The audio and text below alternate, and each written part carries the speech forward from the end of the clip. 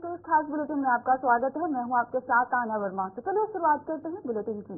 उत्तराखंड में अब जल्द ही समान नागरिक संहिता लागू होने जा रहा है और विशेषज्ञ समिति ने यूसीसी नियमावली का ड्राफ्ट मुख्यमंत्री पुष्कर सिंह धामी को सौंप दिया है। सीएम धामी ने कहा है कि सभी को समान न्याय और समान अवसर मिले, इसके लिए यूसीसी लागू किया जा रहा है।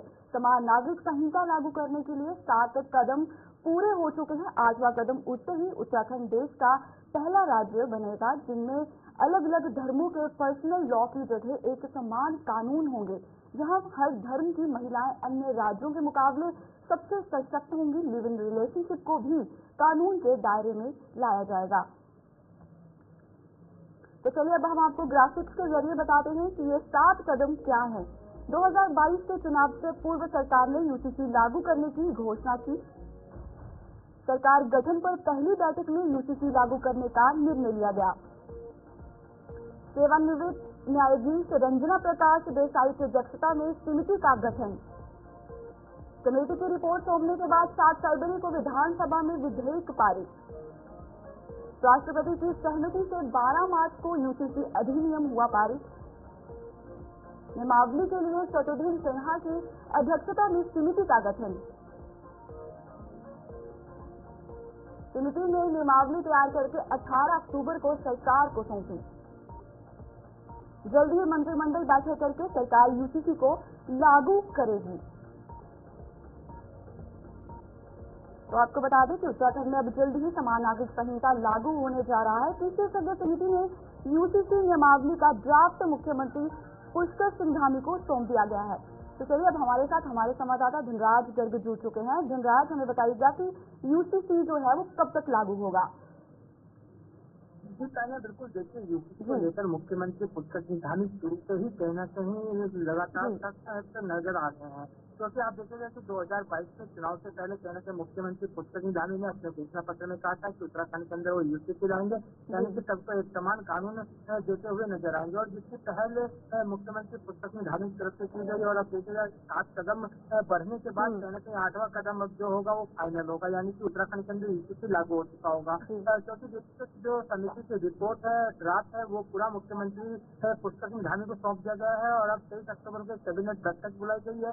उस कैबिनेट बैठक में सभी कैबिनेट मंत्री इसका अध्ययन करेंगे और अध्ययन करने के बाद इसको उत्तराखंड के अंदर लागू कर दिया जाएगा। यानी कि माना जा रहा है कि 9 नवंबर एक ऐतिहासिक दिन उत्तराखंड की जो स्थापना दिवस उस दिन उत्तराखंड का होता है और उसी दिन कहीं न कहीं यूसीसी लागू करने का फैसला मुख्यमंत्री पुष्कर सिंह धामी ले सकते हैं।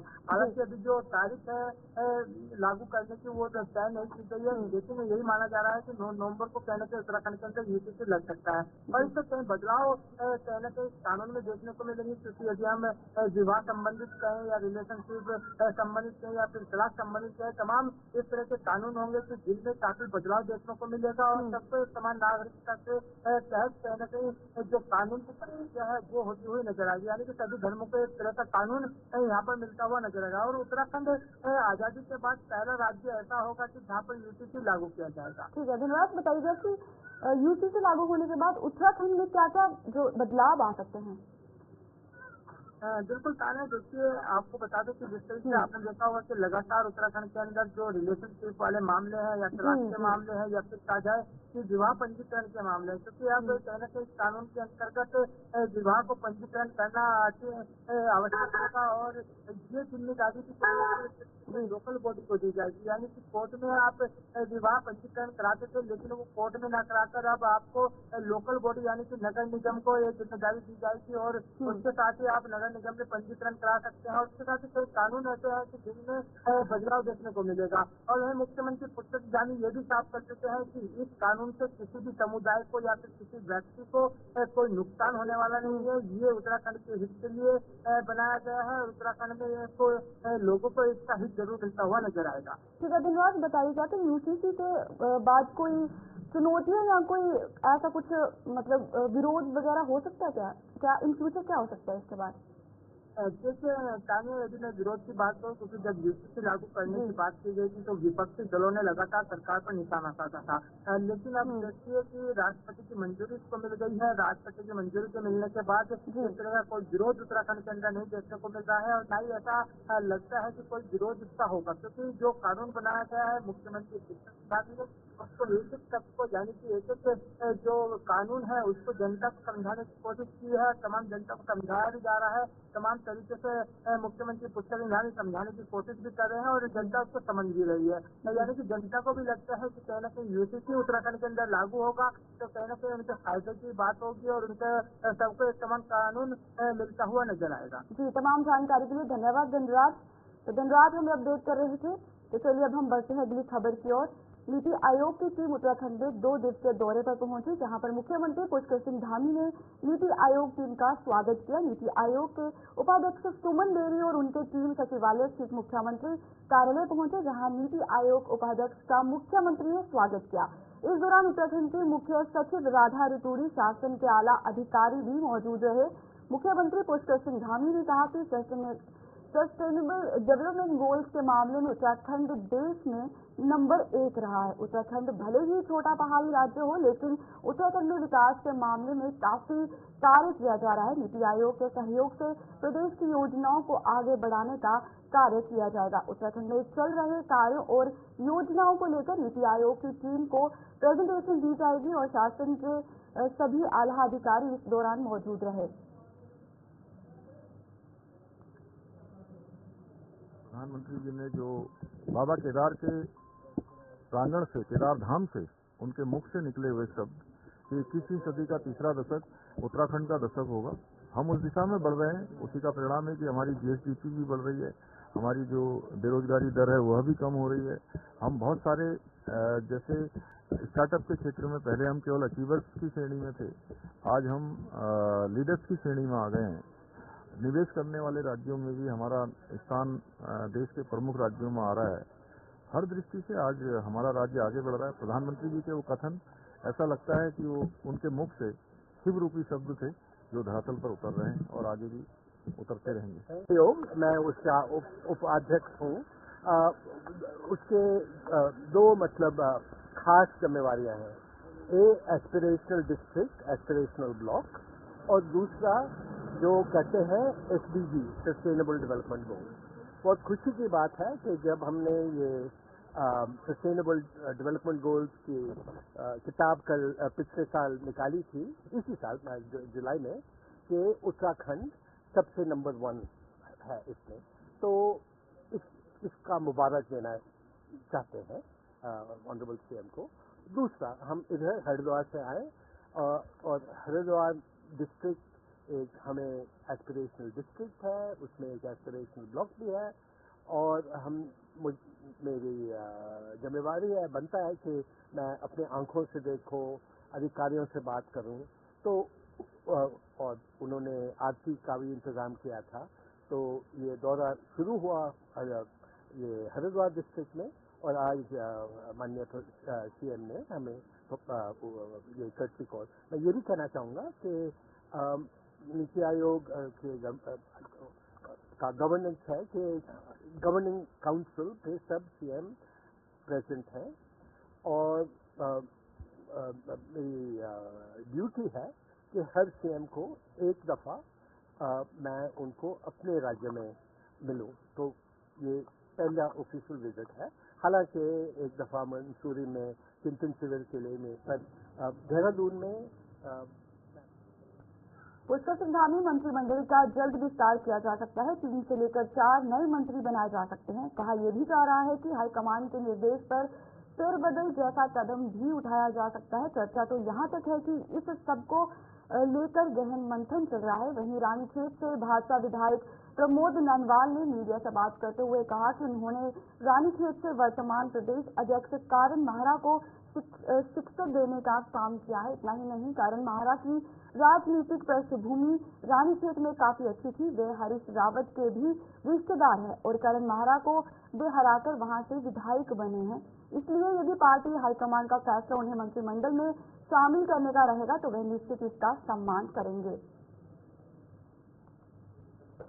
राजनीति के क्षेत्र में तो बहुत आभारी हूँ हमारे माननीय मुख्यमंत्री जी का और केंद्रीय नेतृत्व का कि मुझ जैसे बहुत सामान्य से परिवार के व्यक्ति को टिकट दिया और उस जनता का भी आभार व्यक्त करता हूँ कि जिन्होंने इतने बड़े राजनीतिक रसूख वाले व्यक्ति के सामने मुझे जिताया और मेरा पार्टी और संगठन ने जब मुझे इतना सम्मान दिया, इतना प्यार दिया, इतना आशीर्वाद दिया है, वो जो भी आदेश मुझे देगी तो मैं उसको सराहों पर स्वीकार करता हूँ।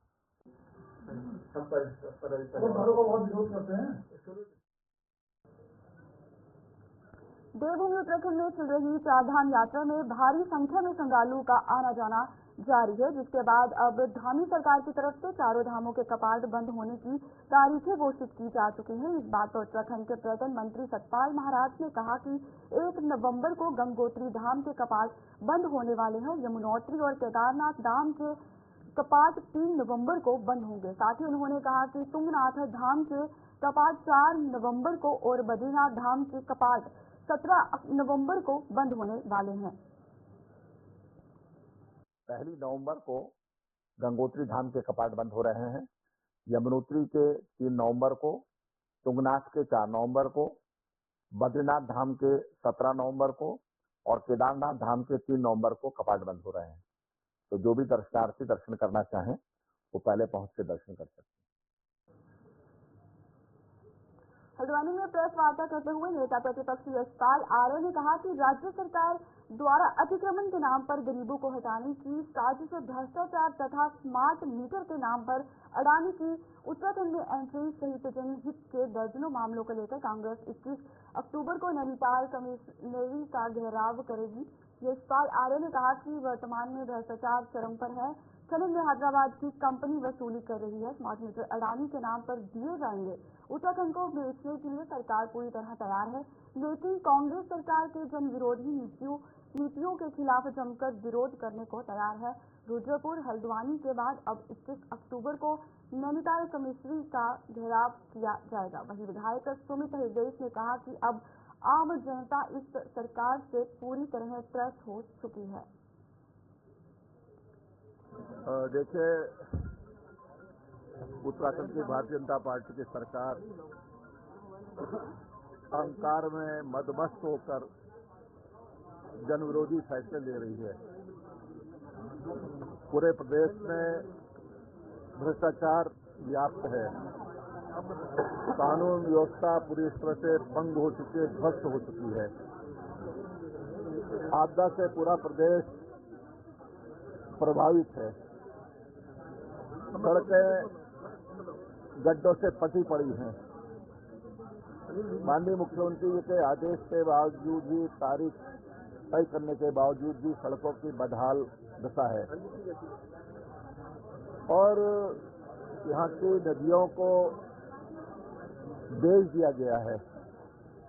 आज ट्रांसपोर्टर, जो व्यवसायी हैं, जो मजदूर हैं, वह सड़क पर उतरने को मजबूर हैं, लड़ाई लड़ने जा रहे हैं। स्मार्ट मीटर के नाम पर जनता के कमजोर तबके के साथ जो गरीब है, जो मध्यम वर्ग है, उनको और ज्यादा इस तरह से बातचीत की है कि जो मुद्दे हैं, चाहे की लड़ाई हम लड़ेंगे, अगली लड़ाई हमारी, अगली जो हमारी रैली होगी वो अल्मोड़ा में होगी। उसके बाद सिलसिला लगातार बना रहेगा और साथ जितनी परेशानियां पूरे मंडल की हैं, एक एक विधानसभा जो यहाँ की है, उसकी सब परेशानियों को लेकर हम वहाँ पे घेराव कर रहे हैं। और वाकई में आपराधिक तौर से अगर हम बात करें, अपराध इतना बढ़ चुका है, माफिया राज, गुंडा राज स्थापित हो चुका है। सबसे बड़ा उदाहरण है विधायक का भाई सीमा के पास 45 राउंड लाइव राउंड के साथ पकड़ा जाता है और हल्के उसमें तोड़ दिया जाता है। तो ये संरक्षण मेरे माफिया राजा को जल जंगल जमीन हमारी जो है बेची दी है इन्होंने, संपदा पे हमारी गंदी नजर, इनकी गंदी नजर पड़ी चुकी है। तो इससे हमारी संपदा को भी बेच देंगे और भ्रष्टाचार का जो इन्होंने दानव राज यहाँ पे दिखा रखा है, उसके विरुद्ध हजारों की हजार संख्या में वहाँ लोग पहुंचते रहे। तो चलिए खबरों का सिलसिला यही जारी रहेगा। लौटते हैं छोटे से ब्रेक के बाद।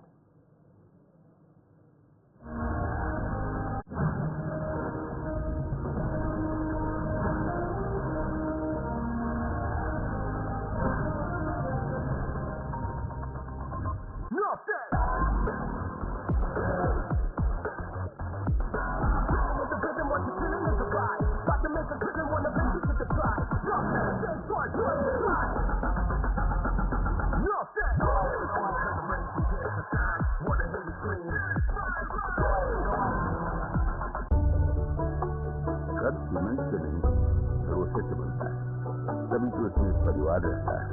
एसीसी सीमेंट, भरोसा अटूट। अचल बुला पड़ी हर बात में भूल जाए मेरी कैसी मेरी अपनी पटाखा पटाखा चाय, गजब का स्वाद। Madhusudan 100% desi ghee, purity tested by gas chromatography. Madhusudan दही, UHT मिल्क एंड चाट।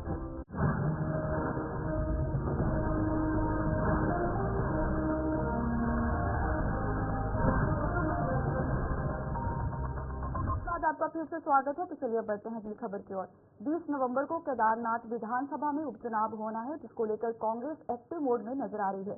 केदारनाथ के अगस्त मुनि में कांग्रेस के पर्यवेक्षकों की महत्वपूर्ण बैठक चल रही है, जिसमें सीनियर ऑब्जर्वर गणेश गोटियाल, उपनेता प्रतिपक्ष भुवन कापड़ी, लखपत बुटोला, वीरेंद्र जाति समेत तमाम कार्यकर्ता मौजूद हैं। इस बैठक को लेकर कांग्रेस प्रदेश उपाध्यक्ष मथुरा दत्त जोशी ने जानकारी दी। उन्होंने कहा कि अखिल भारतीय कांग्रेस कमेटी द्वारा नियुक्त पर्यवेक्षकों की टीम केदारनाथ गई है और कार्यकर्ताओं से राय शुमारी चल रही है। उन्होंने बताया कल या परसों तक पर्यवेक्षकों की रिपोर्ट प्राप्त हो जाएगी, जिसके बाद पार्टी हाईकमान को रिपोर्ट भेजी जाएगी और साथ ही 22 तारीख से नामांकन की प्रक्रिया शुरू होनी है। ऐसे में 22 से पहले उम्मीदवार की घोषणा भी हो जाएगी।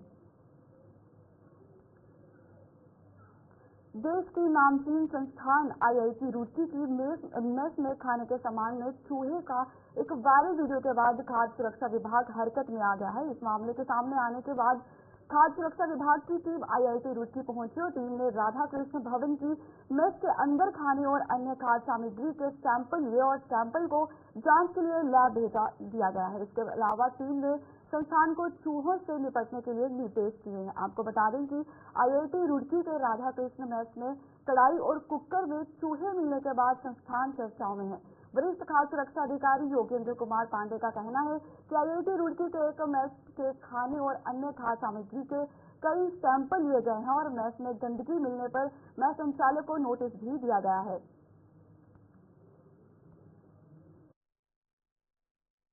चला कि ये ऐसे वहाँ पे बच्चों ने शिकायत की है, जिससे भी जो कैंटीन है उसका खाना जो है कई तरीके से उसको बच्चों को नहीं परोसा जा रहा है। उसी परिप्रेक्ष्य में देखते हुए हम लोग आज कैंटीन पहुँचे पूरी टीम के साथ और हमने वहाँ इंस्पेक्शन किया है और जो भी शिकायत थी उससे उस आधार पर हमने वहाँ पर इंस्पेक्शन किया है, जिससे कि हमारे तीनों पक्षों को देखते हुए यानी कि IIT का जो प्रशासन है उनका भी और जो कैटरिंग को उन्होंने दिया है, ठेका दिया है, उसकी हमने जांच की है। जो भी कमियां पाई गई उसके लिए हमने नोटिस जारी किए हैं, उनको समय दिया है 3 दिन के अंदर अपना जवाब देंगे। तो शेड्यूल 4 का जो उल्लंघन किया जा रहा है उसके बारे में जवाब मांगा है। अगर जो भी ऐसी कमियां पाई जाएंगी उसके जवाब आने के बाद हमारे जो टीम के जो हमने इंस्पेक्शन के लिए हमने टीम बनाई है उससे हमने योगेंद्र पांडे खाद्य सुरक्षा रुड़की को इंस्पेक्शन अधिकारी नियुक्त किया है। वो जैसे भी रिपोर्ट प्रस्तुत करेंगे।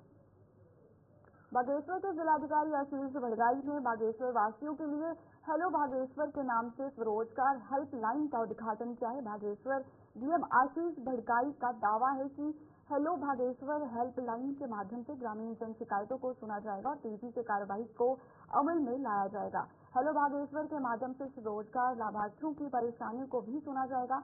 ग्रामीणों को कोई भी समस्या हो जो विभाग से संबंधित है उनकी शिकायतों को भी हेलो बागेश्वर के माध्यम से सुनकर समाधान की दिशा में कार्य किया जाएगा। ग्रामीण समस्याओं के समाधान के लिए जिला मुख्यालय में चक्कर काटने को मजबूर ग्रामीणों को हेल्प बागेश्वर हेल्पलाइन से ऑनलाइन समस्याओं का समाधान करने में बड़ी सुविधा मिलेगी। यहाँ पर हमने हेलो बागेश्वर जो हमारा है वो हमारा स्वरोजगार के लिए एक हेल्पलाइन है, हेल्प डेस्क है और साथ ही साथ इसमें शिकायत निवारण प्रकोष्ठ भी है।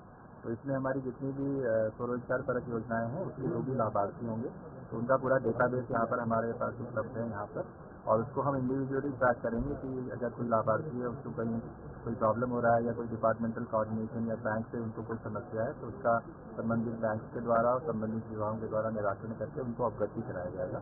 तो इस शिकायत निवारण प्रकोष्ठ के द्वारा और इस स्वरोजगार हेल्पलाइन डेस्क के द्वारा उसको इंडिविजुअली ट्रैक किया जाएगा।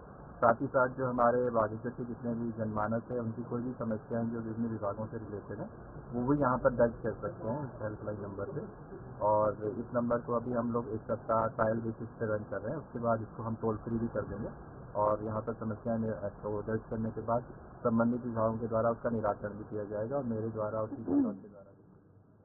जिलाधिकारी हरिद्वार के दिशा निर्देशों के बाद ड्रग विभाग की टीम का क्षेत्र में अभियान लगातार जारी है। यहाँ 2 दिन पहले एक ड्रग इंस्पेक्टर अनीता भारती ने रुड़की क्षेत्र में मेडिकल स्टोरों पर छापेमारी करी थी और वहीं एक बार फिर ड्रग इंस्पेक्टर अनीता भारती के नेतृत्व में टीम ने भगवानपुर व मंगलौर क्षेत्र में अभियान चलाया। पहले टीम ने चुड़ियाला में कार्रवाई की, जिसमें अनियमितता मिलने पर 5 मेडिकल स्टोरों पर तालाबंदी करवाई की, जिसके बाद मंगलौर कोतवाली क्षेत्र में भी पुलिस के साथ मिलकर ड्रग विभाग की टीम ने आलम नामक मेडिकल स्टोर पर कार्रवाई की है, जिसके ऊपरी मकान के हिस्से में भारी मात्रा में प्रतिबंधित दवाइयां पाई गई हैं। नारकोटिक्स दवाइयां भारी मात्रा में मिलने पर पुलिस और ड्रग विभाग की तरफ से मेडिकल संचालक के खिलाफ मुकदमे की तैयारी की जा रही है। वहीं मेडिकल स्टोर संचालक मौके से फरार हो गया है और मौके पर 2 लड़के स्टाफ के रूप में पाए गए, जिनमें तमाम जानकारियां जुटाई गई। ड्रग इंस्पेक्टर अनीता भारती ने कहा कि ड्रग विभाग का ये अभियान निरंतर जारी है और नशे का कारोबार करने वाले के कतई बख्शा नहीं जाएगा। के निर्देशन पर मेरे द्वारा मंगलौर क्षेत्र का और चिड़ियावाला और उसके अलावा जो है बेगूपुर में विजिट किया गया और तत्पश्चात मंगलौर में जो है यहाँ की टीम है, पुलिस टीम और SHO अरुण कुमार जी यहाँ पे हैं और उनके साथ यहाँ पे छापेमारी की गई है। हालांकि बहुत सारी दुकानें बंद हो चुकी है और एक मेडिकल स्टोर है नीचे आलम मेडिकल स्टोर, जिस पर की मेडिकल स्टोर पे 2 बच्चे संचालन करते हुए पाए गए और मेरे द्वारा जो घर का पूरा जो शिकायत हमें मिली थी उसके आधार पर घर का निरीक्षण किया गया। तो इनके 3rd फ्लोर पर एक कमरा था जहाँ पर जो हमारे द्वारा खुलाया और वहाँ से जो है भारी मात्रा में नारकोटिक दवाइयाँ मिली हैं, जो कि इंजेक्शन भी है, टैबलेट भी है और वो जो दवाइयाँ सारी हैं वो डॉक्टर के प्रिस्क्रिप्शन पे ही दी जा सकती है। और दूसरा उसके लिए जो है नारकोटिक जो दवाइयाँ हैं उसका रजिस्टर मेंटेन करना होता और जो मेडिकल स्टोर वाला संचालक है वो फिलहाल यहाँ पर से अभी गायब है। जो कार्रवाई आपके द्वारा की जा रही है फिलहाल जो है पुलिस के साथ जो है संयुक्त कार्रवाई की जा रही है और वो मौके से अभी फरार हो गया है। तो जो है इसमें केस भी किया जाएगा। अगर वो अपना स्पष्टीकरण देता है तो इस हिसाब से देखा जाएगा, अदरवाइज जो है इसमें नारकोटिक्स एक्ट के अनुसार कार्रवाई की जाएगी। कितना 3,000 लगभग कैप्सूल मिली हुई है और टार्माडोल के इंजेक्शन मिले हैं यहाँ पे और उसके अलावा मिराजोलाम के इंजेक्शन मिले हैं जो कि सर्जिकल और ट्रॉमा के केस में। उधम सिंह नगर के किच्छा में ऋषिकेश एम्स की कार्यकारी निदेशक मीनू सिंह ने किच्छा के खुर्टिया क्षेत्र में बन रहे सैटेलाइट एम्स के निर्माण कार्यों का स्थलीय निरीक्षण किया। उन्होंने निर्माणाधीन एम्स में वृक्षारोप भी किया। इस दौरान निर्माणाधीन क्षेत्र में कार्यरत मजदूरों एवं क्षेत्र के आसपास के लोगों के लिए स्वास्थ्य शिविर का भी आयोजन किया गया, जिसमें एम्स के कार्यकारी निर्देशक मीनू सिंह ने भी शिरकत की। उन्होंने कहा कि वर्तमान समय में एम्स जैसे अस्पतालों की भारत के अति आवश्यकता है और उन्होंने कहा कि बदलते परिवेश के साथ साथ बीमारियों का लक्षण भी बदल रहा है तथा उनके इलाज की प्रक्रिया में भी बदलाव आ रहा है। सोशल आउटरीच सेल के अधिकारी एवं family physician doctor Santosh Kumar ने कहा कि जांच में सबसे अधिक डायबिटीज और हेपेटाइटिस C के मरीज पाए गए हैं। लोगों को हेपेटाइटिस C से सजग रहने की जरूरत है। ऋषिकेश के सोशल आउटरीच सेल द्वारा प्रोफेसर मीनू सिंह जो कि कार्यकारी निदेशक हैं, उनके दिशा निर्देशन में यहाँ पर 2 दिन 18 और 19 को यहाँ पर बृहद स्वास्थ्य कैंप का आयोजन किया गया, जिसमें 17 विशेषज्ञ चिकित्सक मौजूद थे। इसमें कि स्त्री रोग विशेषज्ञ, चर्म रोग, ऑर्थोपेडिक्स, PMR, फिजिशियन, ऑप्थेल्मोलॉजिस्ट आदि विशेषज्ञ यहाँ पर उन्होंने यहाँ की जनता को कंसल्ट किया और पूरे चिकित्सा शिविर जो कि कल यहाँ पर 18 तारीख को लगा था, इसमें हमने 400 से अधिक मरीजों को देखा और जब हमने पूरा इसका स्टैटिस्टिक्स निकाला तो इसमें काफ़ी मरीज डायबिटीज और हाइपरटेंशन के थे और दूसरी जो सबसे बड़ी समस्या इस एरिया में है जो कि हमारे चिकित्सकों को मिली वो है हेपेटाइटिस C। तो हेपेटाइटिस C के भी काफ़ी लोग पॉजिटिव आए हुए हैं। तो इस आपके चैनल के माध्यम से मैं किच्छा की जनता को ये निवेदन करना चाहूँगा कि वो इस बीमारी के लिए सजग रहें और ये बीमारी यूजुअली जो फैलती है वो इंजेक्शन। तो चलिए उत्तराखंड के इस खास बुलेटिन में इतना ही। मुझे दीजिए इजाजत। नमस्कार।